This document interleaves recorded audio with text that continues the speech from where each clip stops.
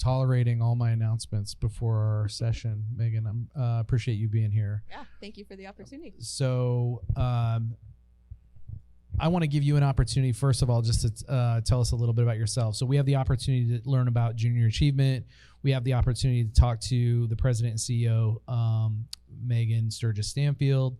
But I want to start off by hearing a little bit about who you are. Let's start with a little bit about your background and how did you get in the seat you're in? Yeah, thank you, Kevin. So I have had the honor and privilege of serving as the president and CEO at Junior Achievement for 8 years. There are days I walk in and it feels like it's been 100. And there are other days I'm like, oh, I was supposed to be doing that. Maybe I should get started. I am a Salina, Kansas transplant, moved to Kansas City, the big city, after I graduated from Kansas State University in Manhattan, Kansas. I've known since the 5th grade that I wanted to be in a helping profession. Learned very quickly that blood and needles was not my jam, so the medical field was out. Also didn't want to follow suit with many people in my family becoming an educator. So I walked into my counselor's office at K-State and said, I'm not really sure, but I just want to help people. And she's like, well, let's just do this general family studies track. That'll get you somewhere. So moved to Kansas City after I graduated and really took my first job where I thought I was going to save the world. I was a home visitor, a Head Start advocate for early Head Start in Wyandotte County. Let me just tell you, I walked into my first home visit and my world was wide open. I had never experienced, what families were living with in an inner city urban environment. And I was like, okay, but I loved it. Like, this is my jam. I want to help people. The burnout is real in direct services and intervention work. And so I saw opportunity where, man, we can really get ahead of this. Like, where is the prevention work? So fast forward, I've had a couple of different careers in Kansas City, really focused in this preventative area. Passions are really early literacy, and also financial education, helping kids really fulfill their greatest potential. By accident, I was invited to consider the CEO role at Junior Achievement and literally thought to myself, me? I'm not ready. I don't have enough experience. But honestly, I think that was one of the greatest assets that I brought to the table, was that I didn't have these blinders, this idea of what should be happening, and really just did a lot of trial and error to figure out some things. And luckily, Kansas City's been very supportive, and we've done exceptionally well and are on some big things to really help kids really develop that entrepreneurial mindset and live the life that they so choose. So how does something like that happen by accident? You said it, so I got to ask. So what you'll find out, or what I didn't know when I moved to Kansas City, is that it's a very relational community. People do business. People invite people to do things when there is trust and relationship developed. And so mentorship is a big part of that. When I was mid-career, I walked into one of my boss's office, and she was like, so what's next, Megan? And I said, I don't know. And I jokingly said, I think I want to be you when I grow up. And she was the executive director of a fairly successful organization. And she goes, all right, well, then let's make that happen. And she literally lived up to her word, and she started, advocating, talking about me, my leadership. And that's really where, at a cocktail party at a benefactor's house in Kansas City, a JA executive board member found out about me, and my mentor called and said, hey, I told her about you. She's going to reach out. So take the coffee. I was like, but I don't drink coffee. She's like, take the coffee. Right, yeah. It's not about the coffee. So it wasn't, I say it kind of accident. I wasn't really looking. I was very happy and fulfilled in the role that I was in. But that's sometimes when opportunities, present themselves, then you just got to do what you think is best. And honestly, it's the best choice I've made in a long time. Yeah, we're glad to have you. I've had the opportunity to meet with you a couple times, to come down and see the new space. It's very impressive what you've been able to accomplish. So let's talk about Junior Achievement. So not a Kansas City organization. It is an international organization. Mm-hmm. So tell us a little bit about junior achievement overall, kind of what is the organization's purpose? What do you do there? So Junior Achievement is a global organization that has been doing this work for 103 years now. They are structured as a federated structure, meaning that there's a global entity, and then each of the main continents has its leadership entity as well. So Junior Achievement of Greater Kansas City is part of Junior Achievement USA, the national entity here, and that's kind of the accountability partner at this level. However, Junior Achievement of Greater Kansas City has pretty autonomous ability to do what we need to do to solve problems in our local community, meaning we have our own board, we file our own 990, do our own audit, but there are kind of compliance and accountability measures around the curriculum and all of that. So our ultimate goal is to really help provide experiences, opportunities, and learning spaces for youth, K through 12, to really develop and create economic mobility for themselves and live these choice-filled futures. We do that by two kind of implementation styles. We use volunteer mentors that help really bring concepts to life. There's nothing more powerful than telling a third grader or a ninth grader about a real life experience from you, a person they don't even know. They're kind of like instantly hooked. And then the second piece is that we have curriculum that's created by our national entity that then we get to disseminate locally, that is standard aligned, really helps support the academic requirements in school districts across the community. So our content area is really focused on financial decision making, career and work readiness, and then this entrepreneurial mindset or true entrepreneurship in social venture. So how do students engage in junior achievement? So is it at like a class comes and is part of, the curriculum of a specific school, or do kids come independently? Like tell me about the student side of this. Yeah. So from a business perspective, our biggest client are school districts. We are working with them to say, what problems or challenges or barriers do you currently have, and where can we help you solve some of those problems in the space where we are considered, or deem ourselves experts. So school districts get to determine how, when, and where the curriculum is disseminated, but COVID, was hard. We all believe that, but it also was an opportunity to innovate. So with that, we have found new avenues and opportunities to inspire and reach kids who really have this desire. So we have an opportunity where we can go into a school, we can, train and prepare a volunteer mentor to go and disseminate the lessons, and the teacher just helps kind of intervene.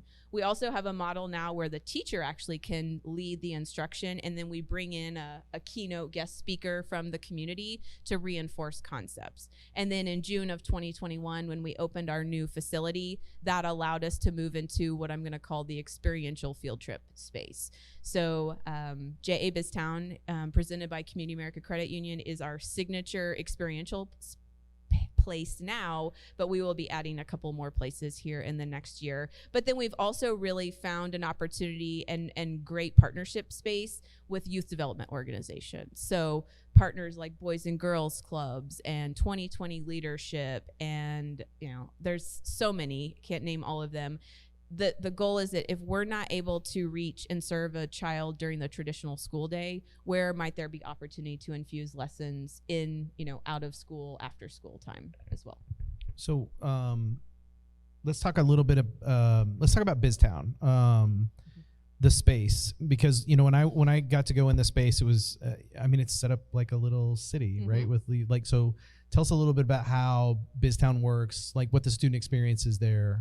Yeah. When they come in. So JA Biztown is truly a marketplace experience. It really targets 4th to 6th graders, where we have literally created a mini Kansas City. When we started this intentional effort in 2019, I remember walking into a board meeting and saying, here's the deal. We're only going to approach and invite local sponsors to create this city. And my board, who is very risk averse, we're in the middle of a capital campaign in the midst of a global pandemic. They're like, are you crazy? I said, maybe, but I think we need to give it a shot. Mostly because it's really great for our community and our economic thriving to make sure that our kids know what's available right here in Kansas City. So it's a simulated marketplace, similar and inspired by the late great Exchange City, if anybody remembers that wonderful 5th grade field trip, where students complete a number of lessons in advance of the arrival, and then they get to spend about 4 hours literally being an adult for the day. They are making personal and professional financial decisions. They're exploring different careers. They get to make decisions around philanthropic investments and how will they use their discretionary time. We're really starting to bring in a lot more civics. This is the next generation that's going to make decisions on behalf of our world, and we want them to make sure they understand where they have a voice and that they can use that in elections and advocacy and those types of pieces. So it's really a fun experience that is making a lot of memories, but also really helping bridge the gap to the traditional academic learning space. We've seen so many kids come out of their shell, thrive for the first time, because learning in a desk, being talked to and then doing a worksheet or taking a test, that is not an environment that's going to help them really be their greatest self. So getting them out and in this experiential space is really starting to see some pretty good results. So is that the 4-hour experience? I think Jay, you guys talk about like life skills. You talk about financial, the literacy piece of that, and then you also talk a lot about the entrepreneurial mindset piece. So how is that day structured to help them? Like, I assume that there are module or pieces of that focus on those various elements. Yeah, so very similar to a traditional work day. The students have 2 blocks of working time where they are in their career, their job. They are charged with a number of responsibilities where many of them have to work with a team. Talk about an experience for 5th and 6th graders to be collaborative for the first time ever. Whoa. Like, I've heard arguments. I've heard, like, fine, you do whatever you want. I'm like, I'd like to send some adults this your is going to way, go actually, really well. Yeah. So they have 2 work blocks, and then they get 2 breaks, if you will. So, they're there for a 4-hour day. They got to eat lunch. They got to learn to manage, the breaks that they need. But during those breaks is when they literally take the money that's burning a hole in their pocket and they get to go spend it in the simulated city. So they can buy services. They can buy trinkets and goods from any of the storefront sponsors and businesses represented. They can go and cast their vote. They can go and visit the Kansas City Zoo and talk about, how are we going to conserve X, Y, and Z animal, and make a charitable donation to the animal of choice that they want to save for the day. So it's really about giving them time to work, learn, and then they get to go and play and experience. One of my favorite stories that happened this last year had a little boy. He happened to be working for the Evergy storefront. Right. And I walked in just to kind of like check on things, touch base. I love just to see all the things happening when you have 100 5th graders in a space. And he like waves me over. He was like, "Hey, come over here." And I was like, "Me?" And he's like, "Yeah." He's like, "I heard you're the real boss." And I said, "I am. What can I help you with?" And he goes, "I would like to talk to you about adding another break to the day." And I said, "Okay, why is that?" He goes, "I am so tired. Do you know how hard work is?" I said, "Oh, really? Tell me more." But really it came down to he had not managed his time very well. He didn't have enough time to go spend the money because he was busy doing other things on his break. And I said, "Well, I'll make you a deal." I said, "Do you need to use the restroom? Do you need to get a drink?" And he said, "No." I said, "Well, then this is going to be a tough life learning lesson, but no break, buddy. You got to keep plugging away, and maybe you'll just put that money in your savings account and you'll learn this next time how to manage your time." And he looked at me and he goes, "Fine," and walked back into his business. That's real world learning right there, folks. Yeah, that's how the real world works. And I think one of the things that we didn't anticipate would happen in this simulated environment is what we used to call power skills or soft skills or the essential skills, like critical thinking, time management, problem solving, they're all happening in a very organic space. And I will tell you, from one day to the next, nothing is the same, because all the kids are coming in with different baseline and, you know, ability to work in teams and manage time, but they all leave with a very greater appreciation for all of those things, which really what we're trying to do is just start building these core foundational competencies that will really carry them through to whatever life is going to take them beyond high school. So, you know, you've got some other classroom space. Like, let's talk about some of the other programming, some of the other curriculum that's available to the students, whether it be experiential or some of the other life skills training. So when we opened the 22,000 square foot facility that we call the Youth Learning Lab, thanks to the Maluk Foundation, we said, okay, JA Biztown is a starting point. That's where we're going to really introduce some of these concepts and lessons. But some of the feedback we got from the thought leadership in Kansas City when we did our feasibility study was, Exchange City was awesome, but it was a one and done. How do we create a continuum of opportunities that have that similar type of experience and feel? So we are working currently on, we have a modular classroom space that's going to transition into an innovation center. The thought is that we really lean into this middle school space, so 6th to 8th graders. How do we help them start to develop that entrepreneurial mindset? I'll tell you, we've talked a lot about what is the definition of entrepreneurial mindset, but knowing that, you know, we're going to work mostly with school districts, we've really started bringing them in to say, how are you defining it and what do you need to really help fill some of those gaps? So the thought is it's another culminating space. So there'll be some curriculum and lessons in the classroom, and then they'll come visit the facility and do some experiential real life application. So once we get the Innovation Center launched, we have a second modular classroom that's going to serve as our career center. And that is another middle school targeted population that what we're finding is that career counseling, the traditional method, really is not a top priority any longer for school districts, counselors, because they're just dealing with so many other crisis related pieces that we want to help with that. So what we found is that many of our students that we work with have a cover story of a career, meaning this is the one thing that I know of because my mom or my grandma or my aunt has done that. And so I think I like that, let me do it. But they don't know how to get there. And then we're also finding that they really love it, but they don't know what else is out there. So the Career Center is really gonna help expose students to opportunities based on their interests, but also then how do we support them academically as well as outside of the classroom to ensure that they have a roadmap and continue to make steps towards that ultimate end goal. An example that when we were kind of testing this thought process, we met a young woman who said, I want to be a veterinarian. And she loved animals. She loved caring for things. We're like, this is awesome. So she started talking with her volunteer mentor and came out that she doesn't like math or science. You're going to be a doctor of animals, so that's a lot of math and science in the collegiate space. Not to say that you shouldn't do that, but where can you start to double down to really find out, is it hard? Is that why you don't like it? Do you need a tutor? Maybe it's just not the right environment, but here's your plan. But for some reason, if you decide that's no longer the aspirational goal, let's look at other opportunities that could potentially allow you to care and nurture animals that are not the track to veterinarian. So we talked about, opening a grooming business, being a dog walker, working for a local animal agency. And her eyes got really big because she was like, I didn't even know that those existed. So she left and said, okay, I have two plans, A and B, and it's really up to her to decide what that's going to look like moving forward. So many questions about what you just said. You never. More questions. Right. That's good feedback. Future of work.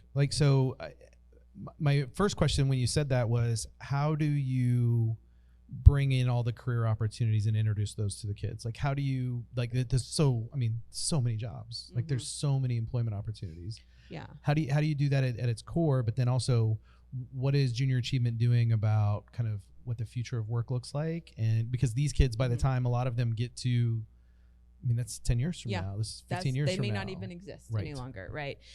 So we have a lot of introductory experiences. So we've created it's almost, we're calling it like a career speaker series. We do a lot of career fairs with schools now that those are back in person, but not what you would consider like a job fair where kids just like hop from table to table. That's not meaningful for a 7th grader or a 9th grader. They don't know what questions to ask.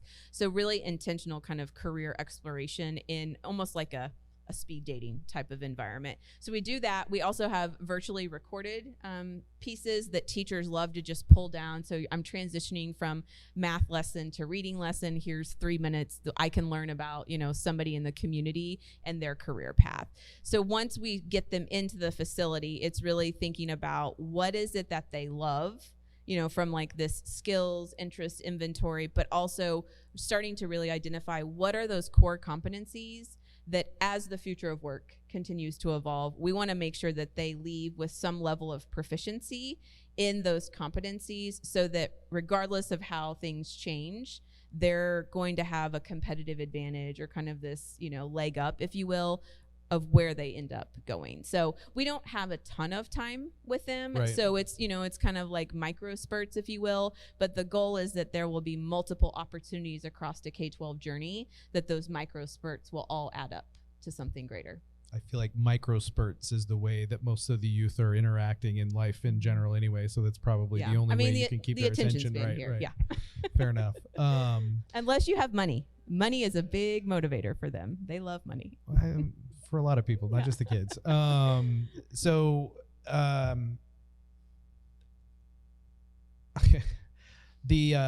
The future of work piece, like this opportunity to introduce kids to new skills and doing this in kind of the, as you described, the micro spurts piece.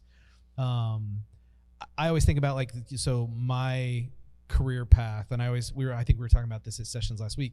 There's not this like linear progression, and you're not, you know, the child who says I want to be a veterinarian today, you know, if you checked in on them 20 years from now, there's a good chance they're not going to be a veterinarian, right? Very few kids know exactly, or college students or adults even. Yeah.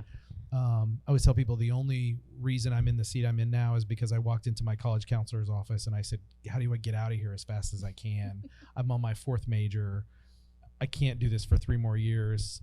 And they said, well, get a communications degree. And I was like, great, fastest path out of here, fantastic. Let me get this piece of paper. Let me get this, you know, checked off my list and get out of college. But had I not gone into communication studies, all of the skills that I needed to be successful in my career and all of the things that kind of, I think, naturally propelled me into kind of the roles that I was in were things that I gained in that major. And I never would have known otherwise. So was I a kid that needed junior achievement, or does everybody need to kind of go through this winding career path? I mean, that's why I asked you, like, how did you end up in your seat? It wasn't that I knew one day I wanted to run junior achievement in Kansas City. No, I didn't even know it existed. Honestly, I was like, what is that word? Right. To answer your question, I think that application and experience is the greatest asset than any true education lesson. So I think what we strive to do is provide as many opportunities to really create experiences where they can then make more informed decisions as they move along the continuum. Because obviously, you know, none of us can predict, you know, what the future is going to look like. We don't have a close enough relationship with the students that we serve to understand their background, their context, their experience. And so we want to just offer these spaces where they can learn, they can apply. Because I think it's very powerful to weed out options like, okay, these are not it. Like me, when I found out, like, I nearly passed out getting blood drawn, probably shouldn't really think about a medical career for me. Right. Who knows, maybe I could have grown out of that, but I eliminated it from the option. So I think it's powerful to say, no, these are not it, because there's just so much noise out there right now and so much just going around that I think kids are overwhelmed. And so I do agree that, you know, nobody's path is going to be straight or linear, but I do think we as a community can create better opportunities where kids can have experiences to help them make better and more, not better, but more informed decisions. And really that a big part of that is connecting them with people that they can connect with, they relate to, can, have maybe shared lived experience.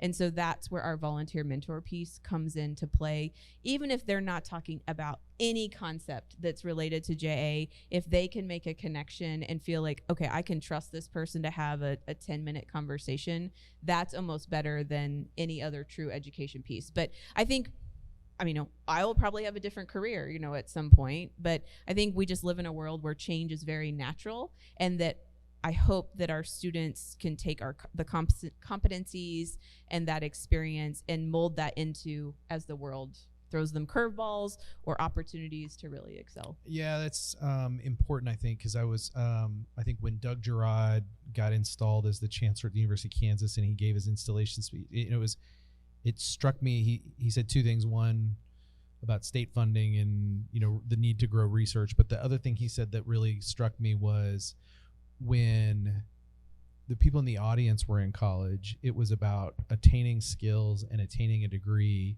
that allowed you to have multiple jobs in your career. And he said the way education needs to be restructured is you're going to now have multiple careers throughout your lifetime, and they're going to be very different. And I think that was the first time I'd heard an educator say those types of things. And that was my path, right? Like, it wasn't one job that just progressed. It was a variety of jobs and skills that I had to pick up along the way. So it's good to hear that that's kind of the focus of attain these skills, apply, like learn the application, but they can be used across a lot of different elements. Entrepreneurial mindset. Why, where did that come from a JA perspective? And why do you think having an entrepreneurial mindset is important for youth today?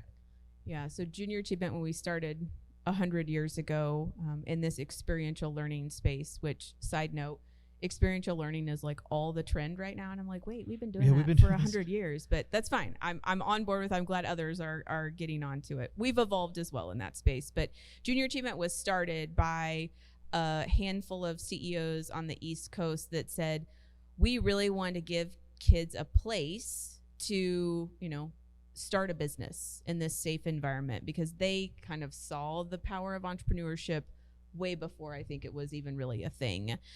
So it started as an after-school program and literally was this, not a simulated environment, but it was a structured environment where kids got to create a product or a service. They got to go and market it to basically their family and friends and sell things. And then the profits got to be invested in different aspects. Was it called entrepreneurship at that time, or was it was it business? It was called JA Company Program. Okay. So it was literally how do you start and run a company? Obviously the world has evolved a lot. And so I think entrepreneurial mindset for junior achievement now is really important, because I do think there's an avenue where you may truly take the entrepreneurial path. You're going to start a venture. You're going to solve a problem, whether, it's a social venture or a true, product or service. But I believe entrepreneurial mindset is the ability to think and, innovate like an entrepreneur, but you don't necessarily want to take on the responsibility of starting a company or owning a business. And I believe as the world continues to get competitive, entrepreneurial mindset is really those core pieces that are going to carry you through any career or industry. And so we say all the time, you need to think like an entrepreneur, but you don't necessarily have to do like an entrepreneur. So that's really that's where we started with entrepreneurial mindset. But I will tell you that continues to evolve every day, all day. And, we're learning a lot. And I think we're in this place where we're just listening and identifying, how can we support that, knowing that we have some pieces of curriculum, but some friends in the room have said, it's more than that. And so we're really bringing them into the conversation to help us understand what's the greatest opportunity to really help the kids thrive and create this mindset. So there's two things I want to cover before we're done here, and you just hit on one of them. So let's just go down. Let's pull that thread a little bit. The students that you reach, the students that probably, we talk about, representation matters. We talk about access. Mm-hmm. A lot of times when we're, talking about Keystone and some of the work we do here, it's, how do you introduce people to opportunities they might not know exist or they don't think are for them. So talk to me a little bit about where you think Junior Achievement Kansas City is in terms of reaching the students that probably could be best served by having this kind of visibility and access that you're talking about, this entrepreneurial mindset, access to what these careers look like, some of those types of things. Where do you think kind of in Jay's journey that you're at right now in terms of that access and reaching those students? Yeah, I think they are our priority. And so, it all comes down to resource and what can you do and how far can you stretch those resources. We're very, very, very proud of our partnerships with Kansas City, Kansas Public Schools, Kansas City, Missouri Public Schools, a handful of charters. So when, I never want to classify, like what's this certain like demographic or target of youth, but I think about where have we as a community not invested all that we can in these neighborhoods, in these schools, in these, after school programs. And so that's where we, Junior Achievement, from the board to the staff, we want to infuse as much as we can into that.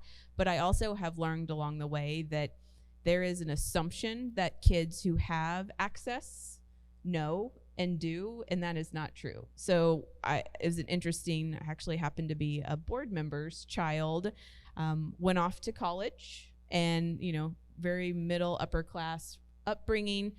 They opened all these credit cards because that was at the point in time when, the credit card companies were like, have a free t-shirt or have this ticket. And they just set up shop in like the student unions, just like vultures on these kids. And he didn't know any better. And she was getting these pieces in the mail because of course, the Kansas City address was still home address. Right. And he came home for one of the breaks and she was like, oh, I just put all your mail over there.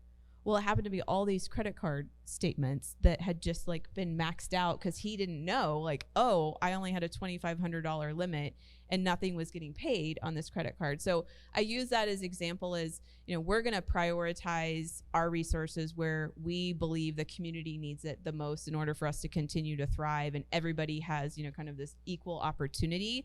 But we truly believe junior achievement is necessary for all kids, because what happens in some households is that they just assume like, oh, I'm modeling this, and they're seeing it happen when in fact they really need to have those conversations because Right. they're not taking place. But we have committed that, at least 70% of our resources will go to those communities, those school districts that really need additional support and somebody to truly walk side by side with them to give the greatest opportunity for potential. When I think of from an entrepreneurial perspective, and we've had this conversation, Melissa Vincent was here last week to talk about Pipeline and the Pathfinder program that they've just created. They talk about the underrepresentation of BIPOC founders and female founders in the entrepreneurial space. They also talk about rural and how we have a crisis in kind of our rural communities as well, especially around things like small business and understanding how BizTown economics work and those types of things. Do you guys have any connection with any rural districts and do any work with any of the rural districts in the Kansas City region? So the way junior achievement is structured, we have like territories or footprints. Sure. We have the greater Kansas City metropolitan area, and there are a handful of counties and communities like northwestern Missouri, so Maryville and St. Joe, that we can and are allowed to service. However, there's a lot of need right here in the metro that from a resource perspective, what we have is what we're able to put right back here in our community. And so it's not that we don't want to do that, but just from our resource limitation, we have structured it. Now, there are our friends of Junior Achievement of Greater St. Louis. They do service some of the rural communities, when we get past Columbia and Jeff City. But that's just an opportunity that we have not yet had. But do agree, there's a very unique opportunity to make sure that education and exposure is happening. We just aren't there right now. Fair enough. So I want to talk about one of your favorite topics, the changes at Junior Achievement.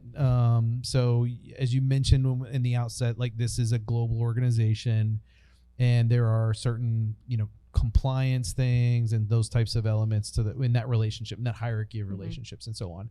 So I guess the question is, where do you see the innovation opportunities for you as a leader in Kansas City? Like innovating how you deliver what you do And how is that impacted by your ability to make those changes, kind of with the deck the hand you're dealt from a national or from a global perspective? We won't talk about the brand and colors yet. No, we won't. We're not going to go there. I think the opportunities that me and we as leaders have is it's really around this systemic focus and change. What I have seen in my organization, in many other organizations, and particularly in school districts, innovation's happening every day. It's happening in pockets. It's happening because this amazing teacher or this amazing program facilitator is there because they're 110% committed. But there's no ability to scale. And we're never going to get through that unless we figure out some kind of systemic, scalable opportunity that's there. And so when I look at things, I always try to think like, how do we get this like to the masses, if you will, keeping the quality and the fidelity of everything in place. And so I think it's really, we as leaders need to challenge ourselves to think about collaboration, to think about where do we share resources? Where do we honestly say, this is duplicitous, somebody needs to back off and focus on something else? But I also think it's continuing to educate the community, from the funding community to the legislatures, the policymakers, that the world is changing quickly and that we need to embrace fail and try again. Because we're going to try things and they're not going to work, but I sure hope we learn a lot from that and we don't repeat the process again. Now, I know that's not always an opportunity in every system and every environment, but we really are embracing that at Junior Achievement to say, hey, let's try something. If it doesn't work, let's recap and review what didn't work and why, and then let's figure out where we go from there. So I think it's just, being honest and keeping that dialogue open, collaborating, and let's look at systemic changes and kind of put our egos away and say, this isn't my program or our idea or our project. What's best for this community? And I think from the framework, the compliance piece, really have a lot of autonomy to do that, particularly if there's an opportunity to show proof of concept that there's potential that could be scaled, as we evolve and really kind of continue to test the idea. That's one of the perks of being part of a national and a global org. I'd say there's more perks than there are, restrictions or downside. Sure. I mean, the brand itself gives you a lot of opportunities, probably, that if you were a Kansas City grown organization, you might be known here, but like access to some of the other pieces. Volunteers, mentors. So you have I think a pretty large pool of folks that are engaged in the program from a volunteer perspective. How do people who are interested in participating, how do they get involved? Yeah, so I'm all about the easy button. So I would say, if there is desire to help and you have 15 minutes to 5 hours to share your thought leadership, to share your story, to facilitate a lesson, to come and be a coach at JA BizTown. We literally have a wide array of opportunities that we've got a link that you can go, if you're like, I need to look at my volunteer opportunities at 11:30 at night because that's the only window of time I have available. We're going to let you scroll through and see all the different options that are available.